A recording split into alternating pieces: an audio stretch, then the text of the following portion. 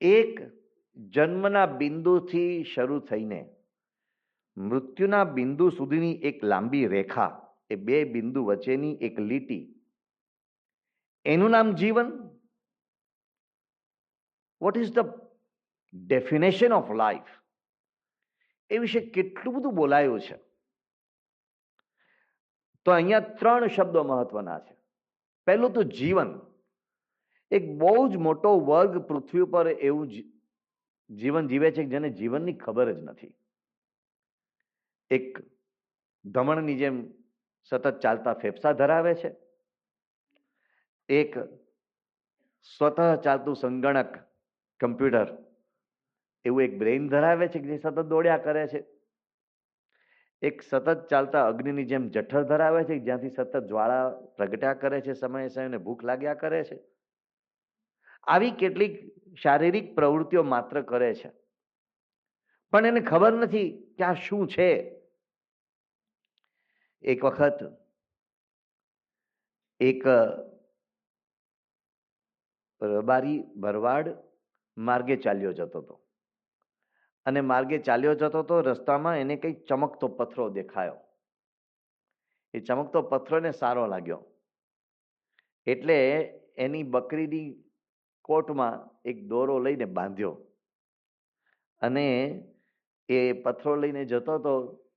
એમાં કોઈક ત્યાંથી સામાન્ય જાણકાર માણસ પસાર થયો, એને કહ્યું આ પથ્થરો સામાન્ય નથી લાગતો. એની બકરીનું નામ કાટવી. એટલે એને કહ્યું કે આ પથ્થરો તું મને આપી દે. પેલા કહ્યું કે ના, તો મારો કાટવીનો શણગાર કહેવાય, મારી કાટવીનો શણગાર, આ તને ન આપું. એટલે પેલા કહ્યું કે હું તને 50 પૈસા આપું, લેને તું આપી દે ને મને. તો 50 પૈસા આપો તો તમને આપું. 50 પૈસા આપી દીધા. પથ્થરો લઈને પેલો બજારમાં ગયો. એને ખબર હતી કે આના કંઈક 50 કરતા વધારે પૈસા તો આવશે. બજારમાં ગયો, કોઈને આપ્યો. એટલે કોઈ જાણીતો જરા આ હીરા ને પેલા પ્રેશિયસ સ્ટોનમાં કામ કરનારો માણસ હશે. એને કહ્યું કે ભાઈ આ પથ્થરની કિંમત તો 2 રૂપિયાથી વધારે ન આવે. એને તો અર્થ કે 50 એટલે 55 પૈસા આવશે. એને 2 રૂપિયાની કલ્પના નહોતી. 2 રૂપિયા આપ્યા. એ તો ખુશ થઈને જતો રહ્યો. એને આગળ વેચ્યો. પેલા કહ્યું કે હું તને આના 25 રૂપિયાથી વધારે નહીં આપું. 25 આપ્યા. એમ કરતા કરતા આગળ ગયો, એમ કરતા આગળ વધારે આગળ ગયો. એક ખરો ઝવેરી હતો. એ ઝવેરી પાસે આ પથ્થરો પહોંચ્યો. હવે એ દિવસે એ ઝવેરી બહારગામ ગયો હતો. એનો દીકરો હતો, નવો નવો ધંધા ઉપર બેઠેલો. એને આ પથ્થરો જોયો. એને કહ્યું કે તું ક્યાંથી લઈ આવ્યો આ પથ્થરો? પેલો કે છે કે આ મને આને વેચ્યો, આને વેચ્યો, આને વેચ્યો, એમ કરતા કરતા મને એક જણ આપી ગયો છે, પણ હું 50 થી ઓછા નહીં લઉં. કે 50 નહીં? તું બોલ તારે કેટલું જોઈએ છે? તો કે તમે આપો એટલું. તો કે એક કામ કર, તું ગાડું લઈ આવ, મારા ઘરે આવ. રાત્રે સૂર્ય આથમે ત્યારે પાવડો લઈ અને મારા ઘરમાં જે ધનનો ભંડાર ભર્યો છે, નગર શેઠ જેવો મોટો માણસ, મારા ઘરમાં જે ભંડાર ભર્યો છે પાવડે પાવડે તું લઈ લે. સૂર્ય ઉગે ત્યાં સુધી તારાથી થાય એટલું લઈ લે. પેલો કે ખરેખર? કે મારે એક ગાડે નહીં મેળ પડે, 2-4 ગાડા. અરે તું 10 ગાડા લઈ આવજે, લઈ જા. રાત્રે પેલો આવ્યો, પાવડે પાવડે ભરવા માંડ્યો. ગામ નાનું એવું, ટોળે ટોળે લોકો જોવા માંડે. શું થાય? 4 છોકરો ત્યાં ઉભો રહ્યો. લઈ જવા દો, તમે કોઈ ઉભા નહીં રહેતા, ચાલો ચાલો ચાલો, અને ભરવા દો ભરવા દો. લોકો કે આ ઝવેરી ગયા 12 ગામ, અને ઝવેરીનો છોકરો ગાંડો થઈ ગયો. એટલે આ છોકરો બહેકી ગયો, અને બધે ચારે બાજુ હો હો થઈ ગઈ કે આ છોકરાએ ખજાનો લૂંટાવી દીધો. 2-5 દિવસ પછી ઝવેરી આવ્યો. મોબાઈલનો વોટ્સએપનો જમાનો નહોતો. ઝવેરી આવ્યો ત્યારે ગામ લોકોએ ગામની બહાર જ ઉભા રાખી, તમારો છોકરો તો ગાંડો થઈ ગયો છે, પાગલ થઈ ગયો છે, બહેકી ગયો છે. કે કેમ? અરે કે આ આખો ખજાનો લૂંટાવી દીધો, તમારું બધું સાફ તળિયા ઝાટક. મારો તૈયાર કરેલો છોકરો છે, એ ભૂલ ન કરે. બધા તમે જાઓ, મને મારા છોકરાને મળવા દો. ઘરે ગયા, બારણા બંધ કર્યા, અને છોકરાને પૂછ્યું કે તે શું કર્યું, તને શું મળ્યું? એટલે પેલા એ હીરો, જે પથ્થરો હતો બતાવ્યો, આ પથ્થરો. એનો બાપો કે એલા તે તો મફતમાં લઈ લીધો, મફતમાં લઈ લીધો. ગામ લોકોને કહ્યું કે મારો છોકરો ભૂલ ન કરે, મફતમાં લઈ લીધો છે. કે આના બાપો બેહકી ગયો, આના બાપને પણ ખબર નથી પડતી, આ તો બેહકી ગયો. તમે શરદ પૂનમે આવજો, શરદ પૂનમે તમને બતાવીશ. શરદ પૂનમની રાત પડી અને ખુલ્લા મેદાનમાં બધા ભેગા થયા. શરદ પૂનમનો ચંદ્ર બરાબર મધ્ય આવ્યો અને પેલા પથ્થરો બધાની વચ્ચે ચોકમાં મૂક્યો. શરદ પૂનમના કિરણો, ચંદ્રના કિરણો એ પથ્થર ઉપર પડ્યા અને એમાંથી એકદમ પ્રકાશ ફેલાયો અને પ્રકાશમાંથી બીજા હજારો હીરાઓ પ્રકાશિત થયા, બહાર પડ્યા. એ ચંદ્રકાંત મણિ હતો. આ આખું ઉદાહરણ ગુણાતીતાનંદ સ્વામી એમની વાતોમાં સમજાવે ને એમ કહ્યું, આ મનુષ્ય શરીર એ ચંદ્રકાંત મણિ જેવો છે. આમાંથી અનેક વસ્તુ ઉત્પન્ન થાય છે, પણ આપણે કાટવીના ગળે બાંધીને ચલાવીએ છીએ. The most precious thing we possess is our human body. Most precious thing. જેની આપણને કલ્પના ખબર, મફતમાં પડાવી લીધો છે, જેની આપણને કલ્પના નથી. આ જીવન એટલું બધું અમૂલ્ય છે કે જેની આપણે કોઈ વિચારણા કરી. શા માટે ભગવાન બુદ્ધે રાજપાટ છોડ્યા? શા માટે ભગવાન મહાવીરે રાજપાટ છોડ્યા? શા માટે ભર્તૃહરિએ રાજપાટ છોડ્યા? એ મૂર્ખ નહોતા, એ લોકો મફતમાં રાજપાટ છોડે એવા નહોતા, બુદ્ધિમંત હતા, પ્રખર બુદ્ધિમંત હતા. અનેક રાજા મહારાજાઓએ બધા ત્યાગ કરીને એ કોઈક એવા પંથે નીકળી પડ્યા. એને લાગ્યું કે આ તો મફતમાં, આ કંઈ ખોટું નથી. તો એમને જીવન શું છે સમજાયું હતું. આનું કેટલું બધું મહત્વ છે. એક નિશ્ચિત બિંદુથી બીજા નિશ્ચિત બિંદુ સુધીની આપણી યાત્રા જ્યારે પૂરી થશે ત્યારે આ એક નાની પોટલીમાં સમાઈ જાય છે. બાકી આ શરીરનો તો કોઈ પછી પાછળથી કોઈ અંશ રહેતો નથી. તો આ જે જીવન છે એ પરમાત્માએ આપણને આપ્યું છે. એક વર્ગ એવો છે કે આ નેચરલી આપણને પ્રાપ્ત થયું છે, એક બાયોલોજીકલ પ્રોડક્ટ છે, એક વર્ગ એવું માને છે. પણ ના, આ જીવન પરમાત્માએ આપ્યું છે, કોઈ પર્પઝ સાથે આપ્યું છે. The question, what is the purpose of this life, has been asked times without number. રોમા રોલાએ લખ્યું છે. વાય, ભગવાને શા માટે આપણને અમૂલ્ય જીવન આપ્યું? એક માણસે પૂજ્ય પ્રમુખ સ્વામી મહારાજને પૂછ્યું હતું કે સ્વામીજી, જો અમારે અંતે મરી જ જવાનું હોય તો ભગવાન અમને જીવાડ્યા શા માટે? કોઈને તમે આપો અને મારીને લઈ જ લેવાનું હોય તો આપો છો જ શા માટે? અલ્ટિમેટલી તમે આપો જ નહીં અને આપો ને લાફો મારીને પાછું લઈ લો છો. તો ભગવાન આવું તો કરે નહીં. એ અમને જીવન આપે છે ને પાછું જીવન લઈ લે છે. તો એવું શા માટે કરતા હશે ભગવાન? શા માટે જીવન એમણે આપ્યું? પ્રમુખ સ્વામી મહારાજે બહુ જ સુંદર ઉત્તર આપ્યો. હું આગળના વિચારો સાથે સાંકળી લઉં છું. પણ કહેવાનો હેતુ એ છે, કોઈક હેતુ માટે જીવન પ્રાપ્ત થયું છે, કોઈક નિશ્ચિત પર્પસ છે. દરેકના જીવનના અલગ અલગ હેતુ હોઈ શકે. ક્યારેક દરેક વ્યક્તિએ પોતાના અલગ અલગ લક્ષ્યની ખોજ કરવાની હોય છે, પણ કોઈક એક ચિનગારી જલાવનાર જોઈએ છે. મને ચિનગારીની વાત યાદ આવી એટલે એક ઉદાહરણ યાદ આવ્યું. આપણે દિવસ રાત પુરુષાર્થ કરીએ છીએ. એક કેળાની લારી વાળો સવારથી સાંજ સુધી કેળા વેચવા માટે પણ પુરુષાર્થ કરે છે. કે નીતિનભાઈ જેવા બિઝનેસમાં કે ઉદ્યોગમાં કોઈક સ્તરે નાની મોટી ઘણી બધી પોતાની રીતે મહેનત કરતા હશે. કુમારપાળભાઈ જેવા મહેનત કરે છે. બેઠાના નાના મોટા સૌ કોઈ પોતપોતાના સ્તરે પોતપોતાના ક્ષેત્રે મહેનત કરે છે. પણ એ મહેનત લક્ષ્ય સુધી લઈ જનારી છે કે કેમ, એ આપણે સતત પોતાની જાતને પૂછવું પડે છે. એક ઉદાહરણ હું ઘણી વખત આપું છું અને મને ગમે છે, જરા વિચારણીય ઉદાહરણ છે. એક રેલવે ફાટક આગળ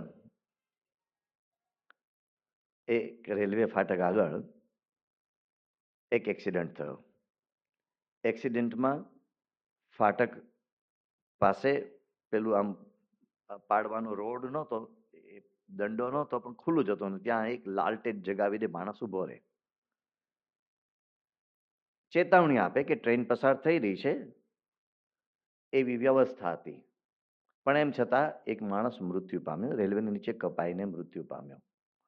એટલે રેલવે તંત્ર વિરુદ્ધ એ મરનારના સગાવાળાઓએ કેસ કર્યો અને એમણે કેસમાં એવો દાવો કર્યો કે રેલવે તંત્રની બેદરકારીને કારણે અમારા સ્વજનનું મૃત્યુ થયું છે. રેલવે તંત્રની ફરજ છે કે કોઈ આવતું હોય તેને રોકવા, કે ટ્રેન પસાર થઈ રહી છે પેલા વ્યક્તિને ખબર ન હોય, પરંતુ રેલવે તંત્રએ બેદરકારી દાખવી. અમારા સ્વજનનું મૃત્યુ થયું છે, અમને આનું આટલું મોટું વળતર મળવું જોઈએ. કોર્ટમાં કેસ ચાલ્યો ને આપ સૌ જાણો છો કે વકીલોની દલીલો આમને સામને કેવા પ્રકારની ચાલતી હોય છે. વકીલે એ જે ફાટકવાળો સાંધાવાળો હતો એને કોર્ટના સાક્ષીના પાંજરામાં ઊભો રાખી અને પ્રશ્નો પૂછવાનું ચાલુ કર્યું. એમણે પૂછ્યું કે ભાઈ, જ્યારે ટ્રેન આવી ત્યારે જે માણસ મૃત્યુ પામ્યો એ એક્ઝેક્ટલી એ ટાઈમે ક્યાંથી ક્યાં કેવી રીતે પસાર થયો?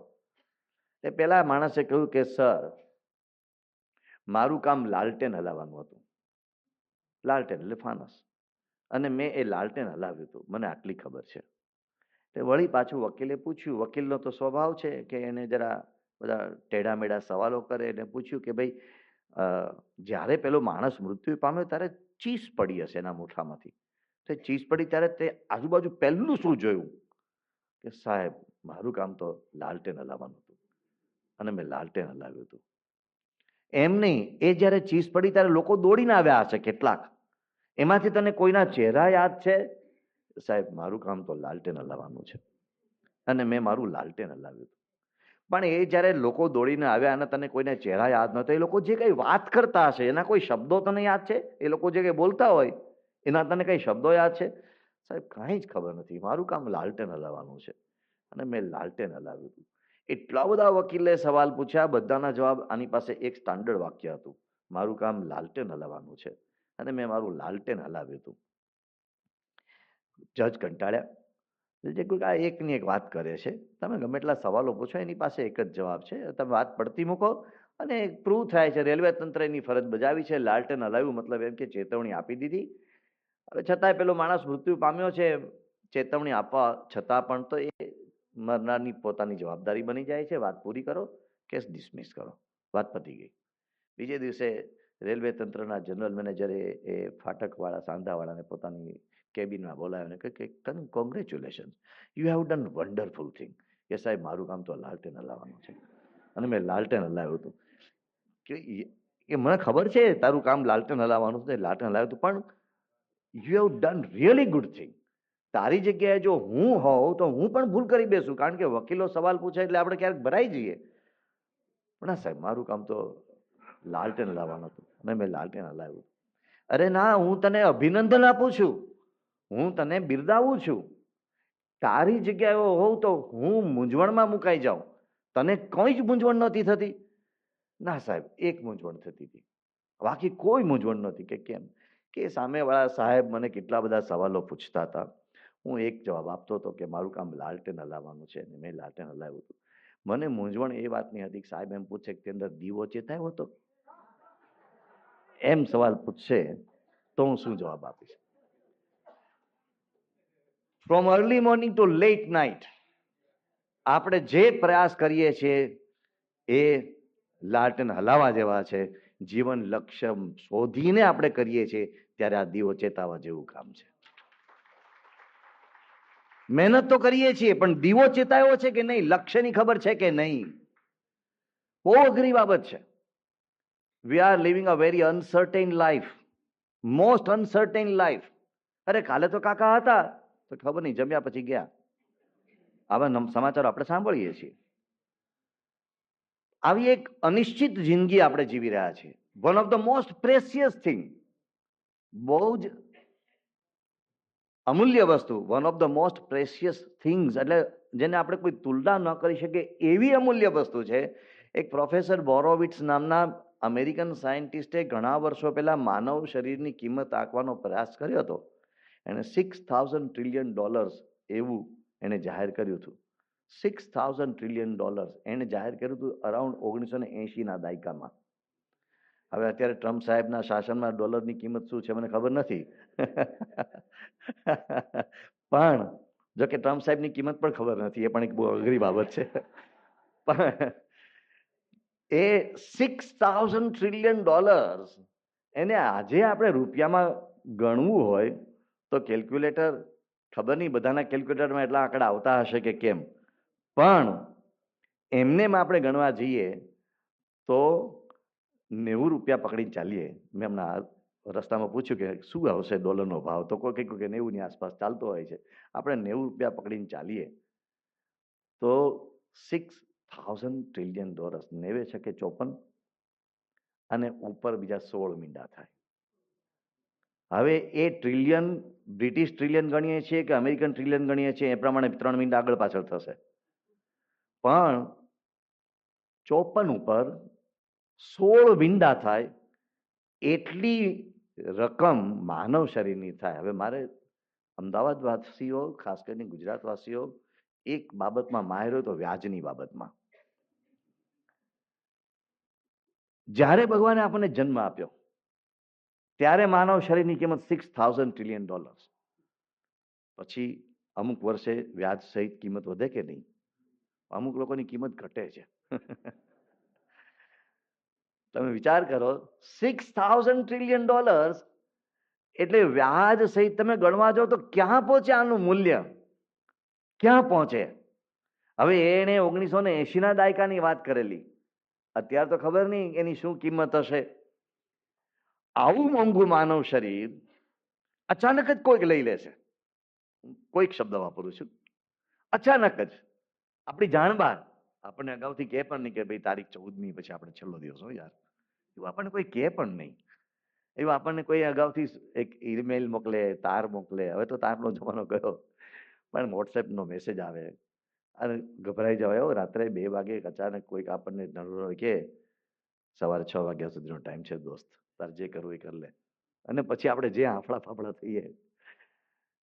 બહુ અઘરી બાબત છે. તો આ મોંઘી વસ્તુ અનિશ્ચિત સમય માટે અને પાછી આપી દેવાની વસ્તુ છે. જીવને પાછું આપી દેવાનું છે. આ લોન અને સબસિડી વચ્ચેનો ડિફરન્સ છે. સામાન્ય રીતે હું મારી સમજ, કારણ કે મેં ધંધા વેપાર ઉદ્યોગ કંઈ કર્યું નથી એટલે મને લોન લેવાનો અનુભવ નથી. પણ તમારા જેવા સજ્જનો પાસેથી સાંભળ્યું છે એટલે કહું છું, સબસિડી પાછી આપવાની નથી હોતી, લોન પાછી આપવાની હોય છે. ઘણા લોકો એ પણ નથી આપતા. પણ આપણે વાત એ કરીએ છીએ કે આ જીવન છે એ લોન માટે, એક લોન તરીકે આપવામાં આવ્યું છે. અને હવે આટલા ટૂંકા સમયમાં તમારે તમારું લક્ષ્ય હાંસલ કરવાનું છે. શું છે આ જીવનનું લક્ષ્ય? ભર્તૃહરિ જેવા રાજપાટ છોડીને એના ઉપર ચિંતન કરવા બેસી ગયા. મેં હમણાં જ ભગવાન બુદ્ધની, ભગવાન મહાવીરની વાત કરી, ભગવાન સ્વામિનારાયણની વાત કરી. અનેક મહાન સંતો, આચાર્યો, શ્રીમદ શંકરાચાર્યજી, શ્રીમદ રામાનુજાચાર્યજી, શ્રીમદ વલ્લભાચાર્યજી, આ બધા મહાપુરુષો સંસાર છોડી નીકળી પડ્યા. કારણ કે એમને એક લક્ષ્ય કાં તો મળી ગયું હતું અને કાં તો લક્ષ્યની શોધ હતી. એ એક આધ્યાત્મિક વિષય છે. લક્ષ્ય ઘણાના હોઈ શકે. કોઈકનું લક્ષ્ય છે સત્તા હાંસલ કરવાનું, કોઈકનું લક્ષ્ય છે આખા વિશ્વને પોતાના પગ નીચે દબાવવાનું, કોઈકનું લક્ષ્ય છે આખા વિશ્વની સંપત્તિ ભેગી કરી લેવાનું, કોઈકનું લક્ષ્ય છે વિદ્યાભ્યાસનું. અહીંયા વિદ્યાર્થીઓ પણ કોઈક હશે કે જેમને કંઈક પીએચડી કરવું છે, કોઈ લક્ષ્ય વિદ્યાભ્યાસનું લક્ષ્ય હશે. તો આવા અનેક પ્રકારના લક્ષ્ય હોઈ શકે, પણ એક અલ્ટિમેટ લક્ષ્ય હોય. તમે વિદ્યાર્થીને પૂછો તો વિદ્યાર્થી એમ કે મારું લક્ષ્ય તો એ છે કે આ 12મા ધોરણની પરીક્ષા આવે છે, HSC બોર્ડની પરીક્ષા, એમાં શ્રેષ્ઠ પરિણામ મેળવવું છે. એવું શ્રેષ્ઠ પરિણામ મેળવવું છે કે નીટ કે વગેરે બીજી પણ એની જે જોડાયેલી પરીક્ષા હોય છે આપવું, જેથી મને ફલાણી જગ્યાએ એડમિશન મળી જાય. કોઈને IITમાં જવું છે, કોઈને મેડિકલ કોલેજમાં જવું છે, કોઈને અન્યત્ર એવા ઉચ્ચ અભ્યાસક્રમમાં જવું છે, એ એનું એક ટેમ્પરરી લક્ષ્ય છે કે મારે અહીંયાથી અહીંયા જવું છે. પણ એક લાંબુ લક્ષ્ય છે, મારે મોટા ડોક્ટર થવું છે, મારે મોટા ચાર્ટર્ડ એકાઉન્ટન્ટ થવું છે, મારે મોટા ઉદ્યોગપતિ. એક લાંબુ લક્ષ્ય છે. પણ હમણાંનું લક્ષ્ય તો એ છે મારા ભાઈ 12મી તારીખે એક્ઝામ છે એને પાર પાડવાની છે. એ શોર્ટ ટર્મ લક્ષ્ય છે. તો જીવનમાં અલગ અલગ સમયે અલગ અલગ લક્ષ્ય હોઈ શકે છે, પણ એક ચિરંતન લક્ષ્યની અહીંયા વાત કરું છું, એ આધ્યાત્મિક લક્ષ્ય છે. અને દરેક વ્યક્તિ પાસે એની વધતા ઓછા અંશે સમજ હોવી જોઈએ. જીવનના નાના મોટા લક્ષ્યને છોડવાની અથવા તો તરછોડવાની વાત નથી કરી રહ્યો, પણ જેમ સમાંતરપણે આપણે જીવનના ઘણા બધા લક્ષ્યો લઈને ચાલીએ છીએ, એમ જીવનનું એક પરમ લક્ષ્ય પણ આપણને મનમાં હોવું જોઈએ. પ્રભુ પરમ સત્ય તું લઈ જા, ઊંડા અંધારેથી પરમ તેજે તું લઈ જા. એ પરમ તેજ અને પરમ સત્યની ખોજ એ આપણું એક સાચું લક્ષ્ય છે. અને આપણે બધા જ જાણીએ છીએ કે આ જીવન એક સાયક્લિકલ પ્રોસેસ છે. આપણે ભારતમાં ઉછર્યા છીએ, આપણે એક ધાર્મિક ડીએનએ સાથે જન્મ્યા છીએ, એટલે આપણને ખબર છે કે આ જન્મ પછી પાછો પુનર્જન્મ અથવા તો અગાઉ પણ કોઈ જન્મ, અને આપણને બધાને ખબર પડે છે કે આ ખરેખર અગાઉ આપણે જન્મ લઈ ચૂક્યા છીએ અને ફરીથી જન્મ લીધો છે અને કદાચ ફરીથી પાછો જન્મ ક્યાંક લઈશું, એવી આપણને એક ક્યારેક સેન્સ પણ આવી જાય. અમારે શાહીબાગમાં બીએપીએસ મંદિરની બાજુમાં જ એક સજ્જન રહે છે, અને એ સજ્જન મોદી પરિવાર, એની સરનેમ મોદી છે. એ લઈને એનો નાનો એવો બાળક છે, હજુ 2.5 વર્ષનો થયો છે. એ જ્યાં રહે છે એ સમગ્ર પરિવાર જ્યાં રહે છે એ આજુબાજુના ક્યાંય કોઈ હિન્દી બોલનારું નથી. આ લોકો ટીવી જોવે છે, પણ બાળકને જરા ટીવીથી દૂર રાખે છે, એટલે કોઈને ખબર પણ ન પડે કે આ ટીવી બાળક સાંભળે છે. એ રીતે શાંતિથી પોતાના રૂમમાં અલગ રીતે જોવે છે. બાળકને ટીવીની પણ એ લોકોએ બહુ ટેવ નથી પાડી. પણ બાળક ફાકડું હિન્દી બોલે છે, હજુ થોડું થોડું બોલતો થયો છે. ટિપિકલી બિહારી હિન્દી બોલે છે. તમને લાગે કે ક્યાંક લાલુ પ્રસાદ યાદવને પૂર્વે મળ્યો હશે. ફાકડું ભોજપુરી સ્ટાઇલમાં હિન્દી બોલે છે. અને મને સંભળાયું, હું તો ચકિત થઈ ગયો. કે સ્વામી અમને સમજાતું જ નથી. મેં કીધું બિહારથી ફરીથી આત્મા આવ્યો છે આ બિહારથી ગુજરાતની યાત્રામાં આવ્યો લાગે છે. આવા ઘણા બધા ઉદાહરણો તમે જોયા હશે. બાળપણથી કેટલાક મેથેમેટિક્સના નિષ્ણાતો હોય છે, કેટલાક સંગીતના સુંદર ગાયકો હોય છે, કેટલાક સારા ચિત્રકારો હોય છે, બાળપણથી કેટલાક વિજ્ઞાનની દિશામાં ઉત્તમ. એ આપણને ખબર પડે કે જૂનો અધ્યાય પાછો ચાલુ થયો, એક જન્મ પછી બીજા જન્મની હવે પાછી યાત્રા શરૂ થઈ. તો એ જન્મ જન્માંતરની યાત્રા તો ચાલ્યા કરે છે, પણ એક પરમ લક્ષ્યની પ્રાપ્તિ એની વચ્ચે. એ આપણે લક્ષ્ય જ્યારે રાખીએ છીએ ત્યારે આપણને જીવનમાં એક પરમ તૃપ્તિનો અનુભવ થાય છે, જીવનના સાર્થક્યનો અનુભવ થાય છે. ખરેખર આપણા આ સમાજની ગતિવિધિઓ એવી હોય છે કે આ બધી બાબતો આપણે સહજ રીતે વિસરી જઈએ છીએ, સહેલાઈથી વિસરી જઈએ છીએ. એક વખત ક્યાંક મુશ્કેલીમાં આવીએ, હૃદય રોગનો હુમલો આવ્યો હોય અથવા તો કોઈક એવી અસાધ્ય બીમારીમાંથી પસાર થવાનું હોય, ત્યારે થોડા ધ્રુજી જઈએ છીએ અંદર. પણ જેવામાંથી બહાર નીકળે છે એટલે પાછા ઘોડા જેવા થઈને પાછી કુસ્તીમાં લાગી પડીએ છીએ અને મૂળ લક્ષ્ય તરફ આપણે વિચારતા નથી. તો આપણું મૂળ લક્ષ્ય કયું હોઈ શકે? દાખલા તરીકે હું એક ઉદાહરણ આપું છું. પૈસા કમાવાનું, ભગવાને આપણને જીવન પૈસા કમાવા માટે આપ્યું છે. હું યસ ઓર નોમાં પૂછું તો તમારામાંથી મોટાભાગના ના પાડશે, કદાચ કોઈ હા પણ પાડે. પણ $6,000 ટ્રિલિયન નું વ્યાજ કેટલું થાય? વ્યાજનું વ્યાજ એટલું આપણે આ જીવનમાં કમાઈ શકીશું કે કેમ? મને ખબર નથી અંબાણી પરિવાર કે અદાણી પરિવાર પાસે કેટલી સંપત્તિ હશે, અથવા તો વોરેન બફેટ પાસે કેટલી સંપત્તિ હશે, પણ આ $6,000 ટ્રિલિયન ના જીવનના વ્યાજ સહિતની જે રકમ થાય એટલું ખરેખર કોઈ કમાઈ શકે? મેં એક વખત કોઈ તમારા જેવા સારા ઇકોનોમિસ્ટ ને ફાઇનાન્સના જાણકાર વ્યક્તિને કહું છું, એને મને કેલ્ક્યુલેટરના આંકડા બધું કહ્યું, સ્વામી શક્ય નથી. હવે તમને એક નાની વાત કહું. દાખલા તરીકે તમે આ નીતિનભાઈ જેવા વ્યક્તિ કોઈ બિઝનેસમાં પૈસા રોકે. દાખલા તરીકે તમે કોઈ એક બિઝનેસમાં 10 કરોડ નાખ્યા, તો એ 10 કરોડમાંથી તમને શું મળશે એવી તમે ગણતરી માંડો, સ્વાભાવિક છે. અને એ ગણતરી માંડીને તમે એમ કહો કે 10 કરોડને હું બેંકમાં મૂકું અને મને જે વ્યાજ મળે, કમસે કમ વ્યાજ જેટલું તો મને આ 10 કરોડમાંથી વર્ષે મળવું જોઈએ, અથવા તો વ્યાજ કરતાં થોડુંક તો વધારે મળવું જોઈએ, એવી તમે સ્વાભાવિક ગણતરી માંડો. હવે તમે મૂડી પણ ખોવો, વ્યાજ પણ ખોવો એવો ધંધો તમે ન કરો. આમાં તો તમે જો, આ જે માનવ શરીર છે એને તમે ખરેખર 70 વર્ષ સુધી 80 વર્ષ સુધી કમાવા પાછળ ઓનલી કમાવાનું ધ્યેય હોય તોની વાત કરું છું, એમાં તમે નાખો તો વ્યાજ જેટલું તો નીકળવાનું જ નથી. તો આવો ખોટનો ધંધો કરવા માટે તો ભગવાન માનવ શરીર ના આપે. આ તો ખોટનો ધંધો થયો. આવા ઘણા બધા વિષયોને તમે તુલનાત્મક રીતે પોતાની સાથે સરખાવી શકો. આપણે જે કંઈ કરીએ છીએ એનું લક્ષ્ય આ ભૌતિક લક્ષ્ય નથી. સાચું લક્ષ્ય ભૌતિક નથી. મેં કહ્યું તેમ ઉપલક્ષ્યો ઘણા બધા છે ને કરવાના છે, પણ એક પરમ લક્ષ્ય છે પરમાત્માની પ્રાપ્તિનું, મુક્તિનું. અને માઇકલ એન્જેલોએ એક બહુ જ સરસ વાક્ય કહેલું, આઈ રિગ્રેટ. માઇકલ એન્જેલો માટે શું કહેવું, અહીંયા એના પર તો સરસ પ્રકાશન પણ થયું છે. હું ભૂલતો ન હોઉં તો વિશ્વકોશે સરસ પ્રકાશન કર્યું છે. અને વિશ્વકોશની પ્રવૃત્તિને આપણે બિરદાવવી જોઈએ કે ખૂબ સુંદર પ્રકાશનોની શ્રેણી, અદ્ભુત શ્રેણી પ્રકાશિત કરી છે. આપણે બધા તાળીઓના નાદથી એને વધાવીએ.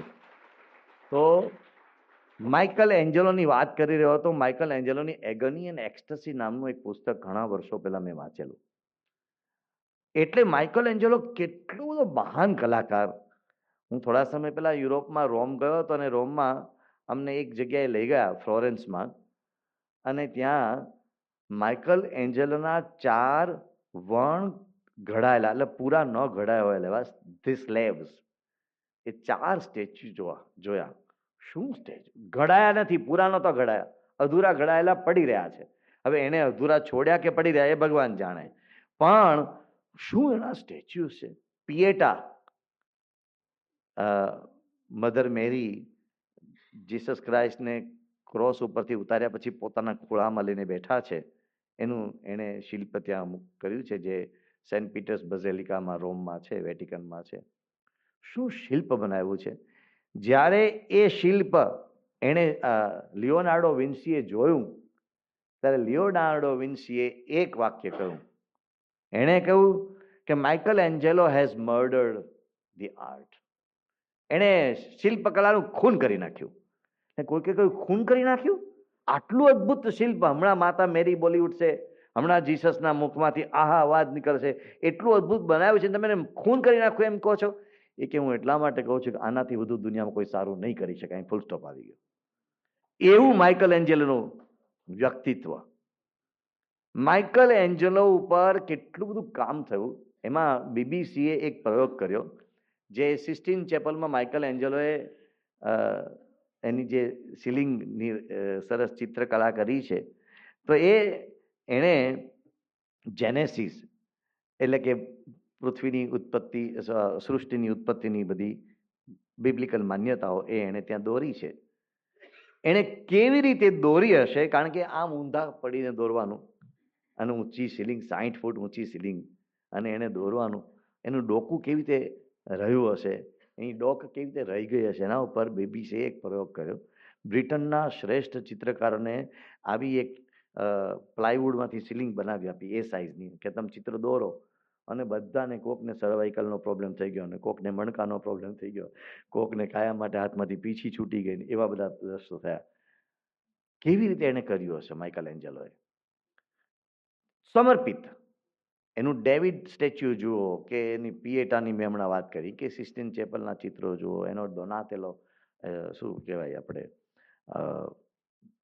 એનો એક પૂર્વવર્તી આર્ટિસ્ટ હતો, એણે ઘણી બધી બાબતોમાં ઘણા નવા એના શિલ્પો કર્યા. પણ એ બધું તમે જુઓ તો તમને એમ લાગે કે આ કેટલો મહાન માણસ. એણે પોતે પોતાના જીવનના છેલ્લા વર્ષોમાં આ વાક્ય ઉચ્ચાર્યું, I regret that I have not done enough for the salvation of my soul. મેં આટલું બધું કર્યું છે, પણ મારી મુક્તિ માટે મેં કાંઈ જ કર્યું નહીં. મહાત્મા ગાંધીના આવા શબ્દો છે. એક બહુ જ મોટા આધ્યાત્મિક ચિંતકના આવા શબ્દો છે.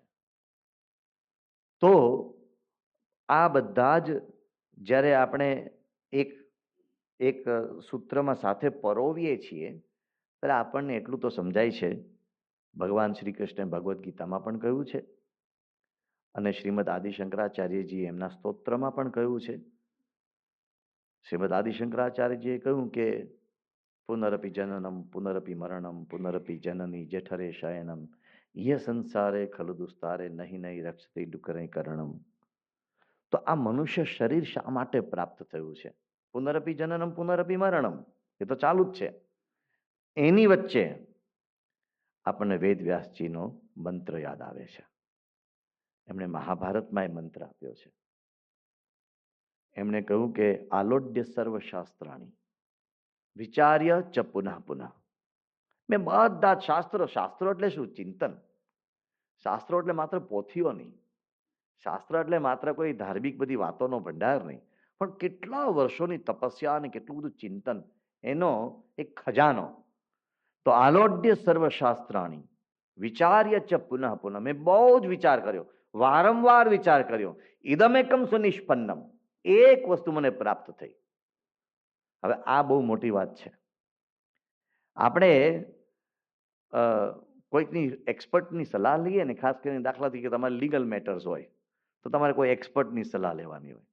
એટલે પેલો એક્સપર્ટ તમારા કેસનો બરાબર સ્ટડી કરે અને પછી કે મેં બહુ જ વિચાર કર્યો, કલમ આ, કલમ તે, કલમ ફલાણું, કાયદા ફલાણા, આ કાનૂન આ, અને મેં બહુ જ વિચાર કર્યો અને મને એક રસ્તો દેખાય છે, આવી રીતે કરીએ તો મેળ પડે. તો એનું કેટલું બધું મહત્વ છે અને એની ફી આપણે કેટલી બધી ચૂકવતા હોઈએ છીએ. વ્યાસજી વગર ફી આપણને કહે છે ઇદમેકમ સુનિષ્પન્નમ. આપણે જ્યાં જ્યાં શાસ્ત્રો વાંચવા જવાનું ટેન્શન કરવાની જરૂર નથી. વિશ્વકોશ વાંચીએ એટલું ઘણું, કારણ કે સંસ્કૃતમાં ખબર પડતી નથી. તકલીફ ત્યાં છે. ખબર પડતી હોય તો કેટલું વાંચીએ, કેટલું સમજાય, કદાચ માણસની એક મર્યાદા આવી જાય. તો ઈદમ એકમ સુનિષ્પન્નમ ધ્યેયો નારાયણ વારી.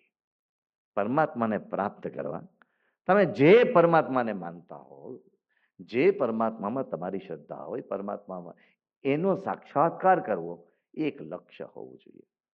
બીજું બધું જ લક્ષ્ય યોગ્ય છે, કારણ કે જીવન છે ને, આ જીવન તો કંઈક કોરી કલ્પના નથી, એક વાસ્તવિકતા છે. તો એમાં બધું જ કરીએ, પણ મારે ભગવાનને પ્રાપ્ત કરવા છે. આજે આપણે એક આધ્યાત્મિક વિષયને લઈને ચાલ્યા છીએ. જીવન લક્ષ્યની ખોજમાં ઘણા બધા લોકોએ ઘણા બધા પોતાના પ્રયોગોને અંતે આ વાત કરી છે. રીઇન્વેન્ટિંગ ઝીરો જેવી વાત આપણે ઘણી વખત સાંભળીએ છીએ. આપણે પોતે દરેક જગ્યાએ ફરીથી ઝીરો શોધવાની જરૂર નથી. કોઈ કે ઝીરો શોધી લીધો છે, કોઈ કે કેલ્ક્યુલેટર બનાવી લીધું છે, કોઈ કે એમાં બધી સરસ મજાની વ્યવસ્થાઓ કરી દીધી છે. આપણે ખાલી ગણતરી જ માંડવાની છે. એમ કોઈ કે ઓલરેડી ગણતરી માંડીને પણ આપી દીધી છે. એટલે ઘરમાં તમને ચા પીવાની ઈચ્છા થાય તો તમારે સ્પેશિયલ બજારમાંથી ગીર ગાય ખરીદી આવવાની, પછી ગીર ગાયને ઘાસ ખવડાવવાનું, પછી ગીર ગાયને નવડાવવાની, ધોવડાવવાની, બધું કરવાનું, પછી ગીર ગાયના છાણવા સીધા બધા સાફ કરવાના, પછી એને ધોવાની અને બાપો કરીને ધોવાની, અને પછી એમાંથી જે દૂધ નીકળે એની તમે ચા બનાવો. એ પણ એક રસ્તો છે. અને બીજો રસ્તો છે અમૂલની કોથળી લઈ આવો. એક રસ્તો આ પણ છે. તો આ માટે અમૂલની કોથળી આપી દીધી આ લોકોએ, બધા ચિંતકોએ આપી દીધી છે. આપણે પ્રાપ્ત કરવાનું છે. તો આને પ્રેક્ટિકલ લાઈફમાં કેવી રીતે મૂકવું? હું એમ બોલી ભગવાનને પ્રાપ્ત કરવાના છે તો શું કરવાનું? ગિરનારમાં જતા રહેવાનું? હિમાલયમાં જતા રહેવાનું? શું કરવાનું? શું? તો પરમ પૂજ્ય પ્રમુખ સ્વામી મહારાજ બહુ સરસ કહે છે. હવે હું જે પહેલા સવાલ પૂછ્યો તેના જવાબ સાથે આ વાતને સાંકળું છું. પ્રમુખ સ્વામી મહારાજે બહુ જ સરસ પ્રેક્ટિકલ જવાબ આપ્યો. એમણે કહ્યું કે જીવનમાં તમારાથી જેટલું બને એટલું સારું કરો, એ પણ પરમાત્માને પામવાનો માર્ગ છે. પછી બીજી વાત કરી કે આપણને ભગવાને જીવન આપ્યું છે એ બીજાનું સારું કરવા માટે જીવન આપ્યું છે. ત્રીજી વાત કરી કે ભગવાનનું નિત્ય સ્મરણ કરીને એમની પાસેથી શક્તિ મેળવીને આપણે ભગવાનમય રહી શકીએ, એના માટે ભગવાને આપણને જીવન આપ્યું છે. તો આપણે આપણી પાસે જેટલી શક્તિ છે એટલી એ શક્તિથી બીજાની સેવા કરી શકીએ છીએ, ભગવાન મળશે. આપણે રંતીદેવ રાજાની વાત સાંભળી છે. રંતીદેવ રાજાએ પોતાનું બીજાના ભલા માટે પોતાનું છોડી દીધું ને ભગવાનનો સાક્ષાત્કાર થયો. એ રસ્તો સહેલો છે. આપણે ભલે બધું ના છોડી શકીએ પણ બીજાનું ભલું કરી શકીએ. કદાચ ભલું નથી કરી શકતા પણ બગાડવાનો રસ્તો તો ન લઈએ. અત્યારનો જમાનો તો એ દિશામાં જાય છે. તો બીજાનું ભલું કરી શકીએ. તો પ્રમુખ સ્વામી મહારાજે સૂત્ર સુંદર આપ્યું છે, બીજાના ભલામાં આપણું ભલું છે, બીજાના સુખમાં આપણું સુખ છે, બીજાના આનંદમાં આપણો આનંદ છે, બીજાના ઉત્કર્ષમાં આપણો ઉત્કર્ષ છે. કમસે કમ એવું જીવન જીવીશું તો આપોઆપ ભગવાન કૃપા કરશે. આપણે જીવનમાં એટલું તો લક્ષ્ય રાખીએ મારે બીજાને મદદ કરવી છે, બીજાનું સારું કરવું છે. અને અહીંયા બેઠેલા વર્ગમાં ઘણા બધા લોકો એવા લક્ષ્ય સાથે જીવી રહ્યા છે. એનું એક જીવતું જાગતું ઉદાહરણ આપણે જોયું, ધીરુભાઈ પોતે જીવી ગયા. આમ તમે જોવા જાવ તેમને વિશ્વકોશ ન કર્યો, તેને પગાર કોલેજમાંથી મળતો હતો, યુનિવર્સિટીમાંથી પગાર મળતો હતો. ખાઈ પીને શાંતિથી ધીરુભાઈ પોતાનો વ્યવસાય કરીને એ પોતાનું પેટ ઉદર પોષણ કરી શક્યા હોત અને દીકરા દીકરી પરણી જાત, નીતિનભાઈ જેવા જમાઈ મળી જાત, એમાં એમને વાંધો નહોતો. પણ છતાં પણ એક લક્ષ્ય લઈને બેઠા કે ના, આવનારી પેઢીઓને કંઈક મારામાંથી પ્રાપ્ત થવું જોઈએ અને વિશ્વકોશ આવનારી 100 પેઢીઓ યાદ કરશે. એવું ઉત્તમ કાર્ય થયું, જીવી ગયા. તો મને અને તમને ને આપણે બધાને વિશ્વાસ છે કે મુક્તિપદ પામી ગયા. એક શારીરિક ક્રમ છે એટલે જીવન ક્યાંક પૂરું થતું હોય છે, પણ એ મુક્તિપદ પામી ગયા. આપણે પેલી પંક્તિ ગાઈએ છીએ, વૈષ્ણવજન તો તેને રે કહીએ જે પીડ પરાઈ જાણે રે. તો એ નરસિંહ મહેતા એમાં જે વાત કરી એ અદ્ભુત વાત કરી. કોઈકની પીડા એણે જાણી. ગુજરાતીમાં આવું નથી, કામ નથી ભાઈ. અને આપણી ગુજરાતની પેઢી બિચારી શું કરશે ભવિષ્યમાં? એને નહીં મળે આવું જ્ઞાન તો ગુજરાતની પેઢી વંચિત રહી જશે. આવો એક વિચાર આવવો અને આવી એક સાહસ ભરેલી આવી ઉંમરે પ્રવૃત્તિ કરવી, સેવા. તો ભગવાનને પામવાનો, પરમ લક્ષ્યને પામવાનો બીજો ઘણો બધો માર્ગ હશે. યોગ, સાંખ્ય, વેદાંત, ઘણા બધા માર્ગો છે, એની વાત અહીં નથી કરતો. પણ સેવા ધર્મો પરમ ગહનો યોગી નામ આપી અગમ્યમ, એ આપણે બધા જ કરી શકીએ છીએ. જ્યાં છીએ ત્યાં, જે રોલમાં છીએ તે રોલમાં આપણે બીજાની સેવા કરી શકીએ છીએ. હું તો માતા પિતાની સેવાથી શરૂઆત કરું. કમસે કમ મા બાપની સેવા કરીએ, કમસે કમ આડોશી પાડોશીની સેવા કરીએ. કમસે કમ એક પ્રમુખ સ્વામી મહારાજ કહેતા, તમે કોઈનું ભલું કરી શકો તો કરજો, ન કરી શકો તો બીજાનું ભલું થાય એવી પ્રાર્થના કરજો કે ભગવાન એ બિચારો દુઃખી છે એનું સારું કરજો, એવી પ્રાર્થના કરજો કમસે કમ. અને કદાચ કોઈ પ્રાર્થનામાં નથી માનતું તો કમસે કમ એવું કહેજો કે એનું સારું થાય, એવી ભાવના રાખજો, તો પણ એ તમારી સેવા ગણાશે. અને આ બહુ જ દુર્લભ બાબત છે. હું વાતને વિરામ તરફ લઈ જાઉં છું અને એમાં એક છેલ્લી વાત એ કરી દઉં, પ્રાર્થનાની વાત. સાયન્સ સ્વીકારે છે, વિશ્વકોશમાં આવી બધી વાતો ઘણી બધી આવી ચૂકી છે. પ્રાર્થના અને સાયન્સ, મેં એક ટાઈમ મેગેઝિનનો અંક ઘણા સમય પહેલા વાંચેલો અને એમાં શીર્ષક હતું કે શું ભવિષ્યના તબીબો પ્રિસ્ક્રિપ્શનમાં પ્રેયર્સ લખશે? શીર્ષક એવું હતું. અને અંદર લગભગ 10 પાનાનો એક સંશોધનાત્મક લેખ હતો. એક બીજું એવું ટાઈમ મેગેઝિનનો અંક મેં વાંચેલો. ટાઈમ મેગેઝિન આવા વિષયો કવર કરતું નથી જનરલી, મોટે ભાગે એ વિશ્વ પોલિટિક્સની વાતો કવર કરતા હોય છે. એક બીજો વિષય હતો, અમારા એક સ્નેહી સજ્જન અમેરિકામાં વસે છે, એ આવા વિષયો આવે ત્યારે મને ખાસ કરીને મોકલી આપે છે, એટલે એ રીતે એ મને જાણવા મળેલું. પણ એક બીજો વિષય હતો, happiness definition and practical in life. એના ઉપર એ 2 અંક મેં વાંચેલા. તો એમાં આ જે પ્રાર્થનાની વાત હતી, તો પ્રયોગો સાથે, સાયન્ટિફિક એવિડન્સીસ સાથે, નક્કર જેને આપણે ક્લિનિકલ ટ્રાયલ્સ કહેવાય એવા ટ્રાયલ સાથે એ લોકોએ પુરવાર કર્યું હતું કે ભગવાન પ્રાર્થના સાંભળે છે. કેવા કેવા પ્રયોગો જેની નોંધ જર્નલ ઓફ અમેરિકન મેડિકલ એસોસિએશને લીધી હોય, જેની નોંધ બ્રિટિશ મેડિકલ જર્નલે લીધી હોય, જેની નોંધ મોટી મોટી યુનિવર્સિટી એટલે કે મેયો ક્લિનિકે લીધી હોય, જે મેડિકલ વિશ્વના ધુરંધરો કહેવાય એ લોકોએ લીધી હોય, એવા પ્રયોગો અને એના દ્વારા પુરવાર કરવામાં આવ્યું કે પ્રાર્થના ખરેખર એક અદ્ભુત સત્ય છે. તમે જો સાચા હૃદયથી પ્રાર્થના કરો તો એ ચોક્કસ પ્રાર્થના ભગવાન સુધી પહોંચે છે. તો કમસે કમ એક આપણી પ્રસિદ્ધ પ્રાર્થના આપણે વાગોળતા રહીએ, પ્રભુ પરમ સત્ય તું લઈ જા, ઊંડા અંધારેથી પરમ તેજે તું લઈ જા. મને ખબર પડતી નથી, 2 ઉદાહરણ આપીને વાત પૂરી કરું. એક બાળક ચર્ચમાં જઈને એબીસીડી બોલતો હતો. એટલે તમારા જેવા કોઈ શાણા માણસે કહ્યું કે એબીસીડી સ્કૂલમાં બોલવાની હોય, એબીસીડી નર્સરીમાં બાળક તું ત્યાં જાય છે ત્યાં બોલવાની હોય, અહીંયા એબીસીડી ન બોલાય, અહીંયા આપણી પાસે ચર્ચમાં હિમ્સ હોય છે, તું એ ગોખીને બોલ. એ પ્રમાણે બોલ કે નો, આઈ એમ ટુ રિસાઇટ આલ્ફાબેટ ઓનલી. એટલે કે આલ્ફાબેટનો શું મતલબ છે?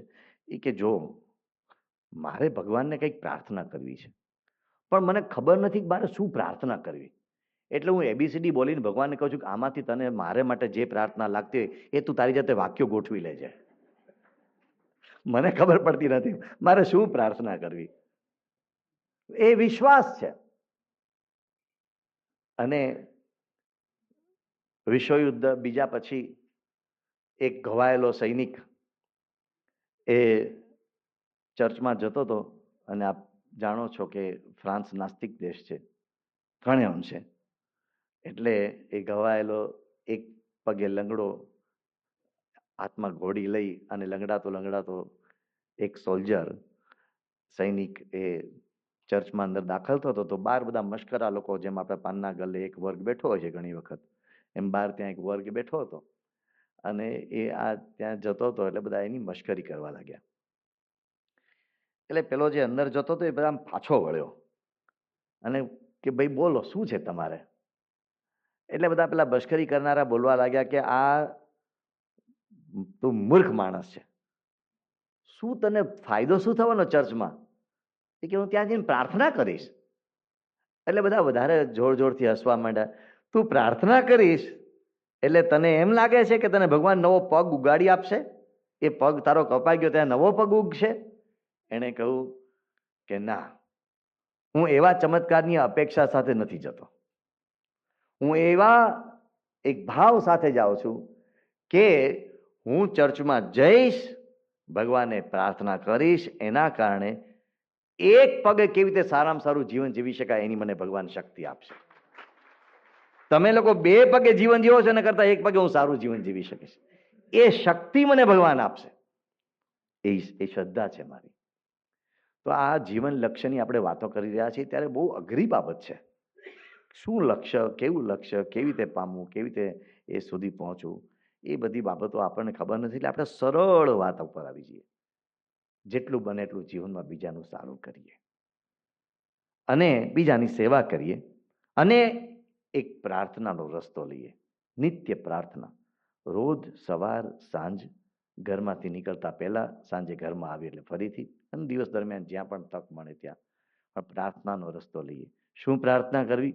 સૌ પાસે પોતાનો ખજાનો છે, સૌ પોતપોતાના ખિસ્સામાં પ્રાર્થનાઓ લઈને ફરે છે, પણ એ પ્રાર્થનાનો દોર નિયમિત રાખીએ. પરમ પૂજ્ય પ્રમુખ સ્વામી મહારાજ વાક્ય કહેતા કે જે ભગવાને આટલું મોટું જીવન આપ્યું, એના માટે આપણે સવારે 10 મિનિટ ન કાઢી શકીએ, એક 15 મિનિટ ન કાઢી શકીએ ભગવાનની પ્રાર્થના માટે? આપણને આટલું બધું ભગવાને મોટું જીવન આપ્યું, 24 કલાક આપ્યા, તો 24 કલાકમાંથી કમસે કમ 10 મિનિટ તો રાખીએ. તો આવા એક પ્રેક્ટિકલ વ્યવહારુ ઉપયોગ સાથે આપણે જીવનના પરમ લક્ષ્યને પામી શકીએ એવી ભગવાન આપણને શક્તિ આપે, જેમના ચરણોમાં આપે.